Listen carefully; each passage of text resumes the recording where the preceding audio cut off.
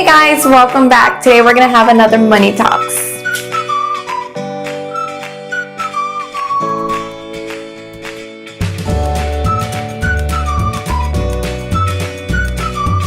So today's Money Talk is going to be based around home buying.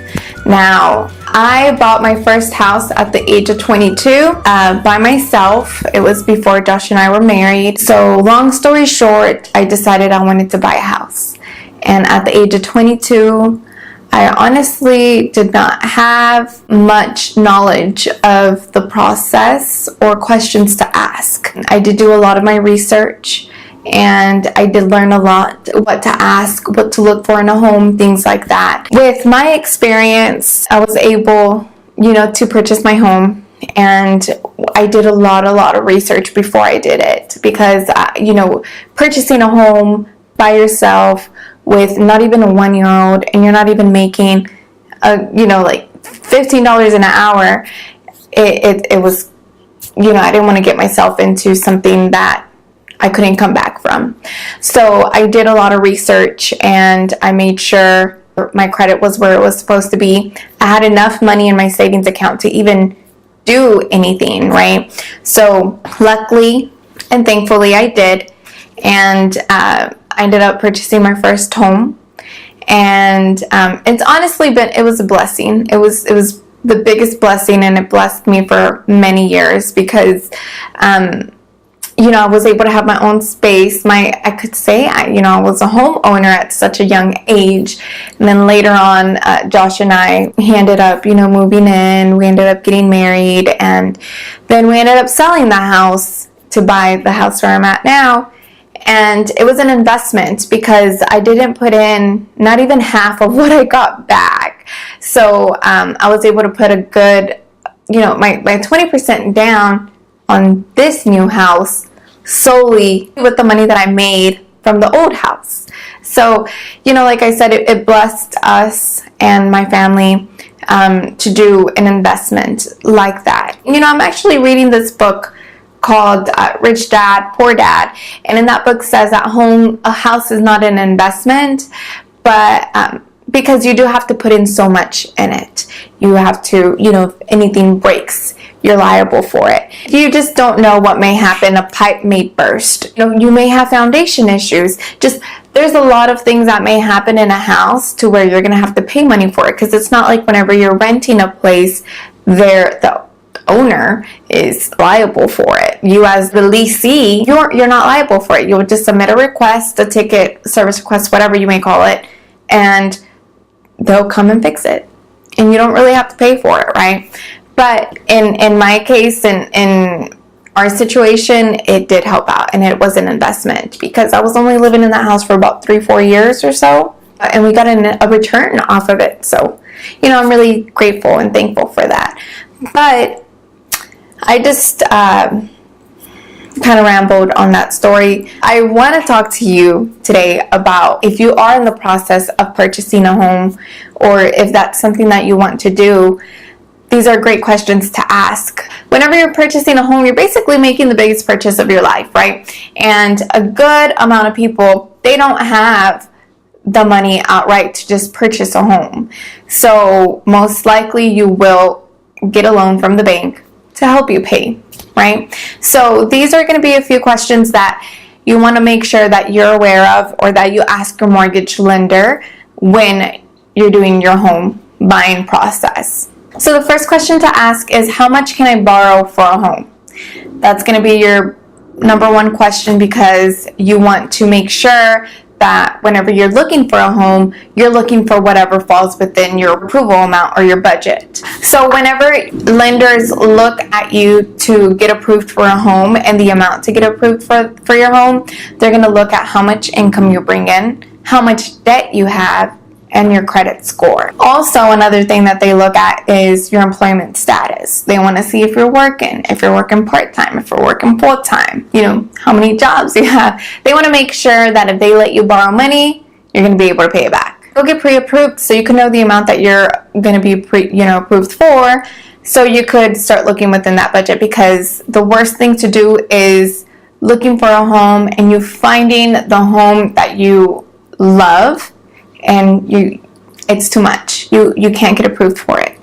So go get pre-approved, talk to a mortgage lender and ask what's the amount how much can I get approved for, basically.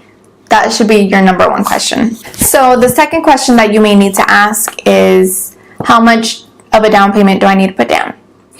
So how much money do I need to put as a down payment?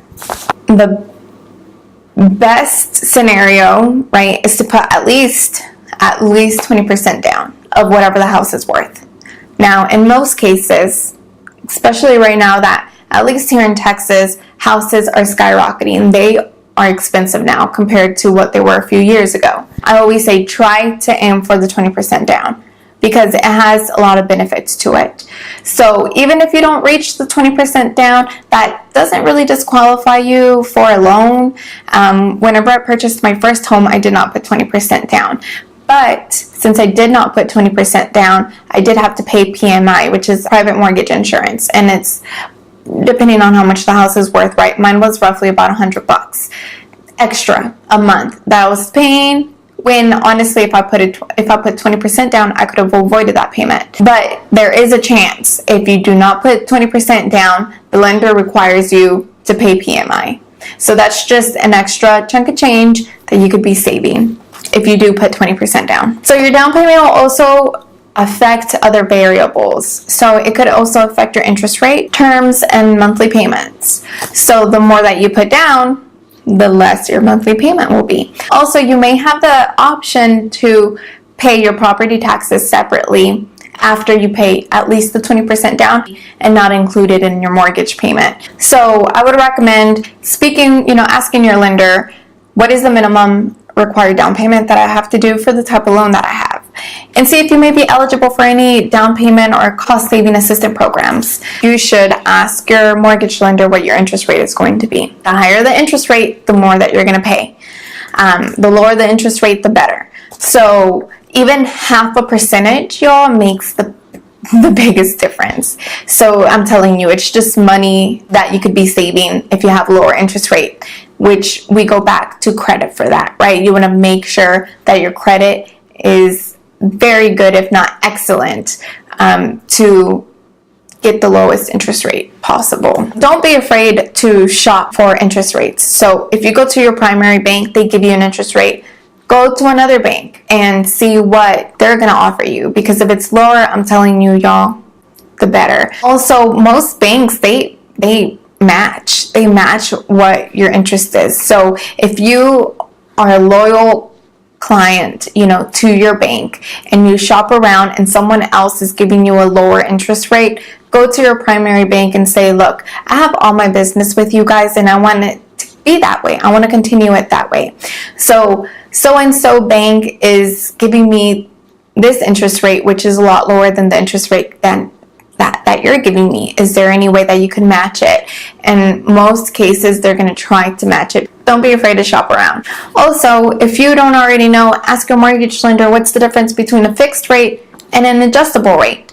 A fixed rate basically is just, this is going to be your interest rate the whole term of your loan.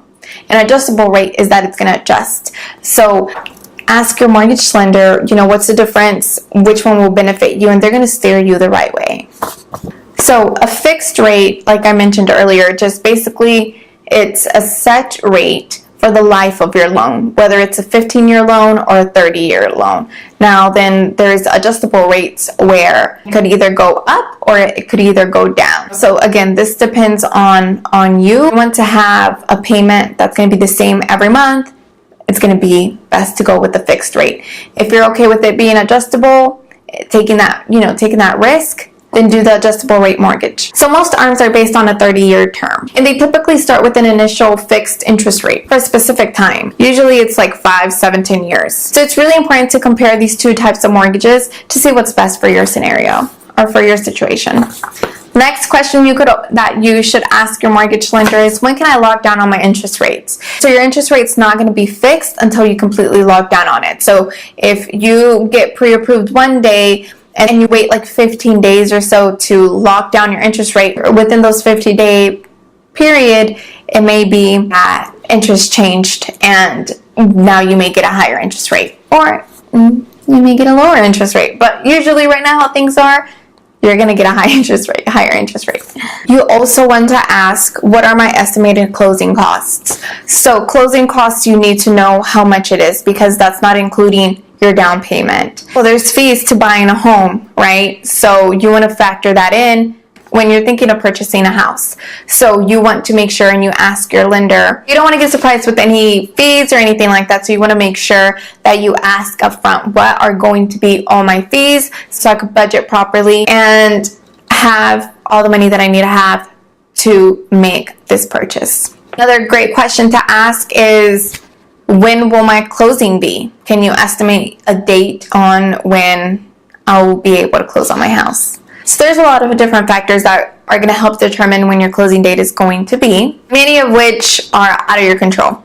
I ran into a situation with this new house that was out of my control, and I had to delay my closing for a couple of days. So it's always good for you to be just kind of prepared on when your closing date will be. And keep in mind, if they say it's going to be a certain date, it may not be, because something may happen to where last minute they overlooked something and they need a different document, or they need a signature, or whatever the case is, to where it's going to delay the closing date. But you'll kind of have a rough idea on when it will be.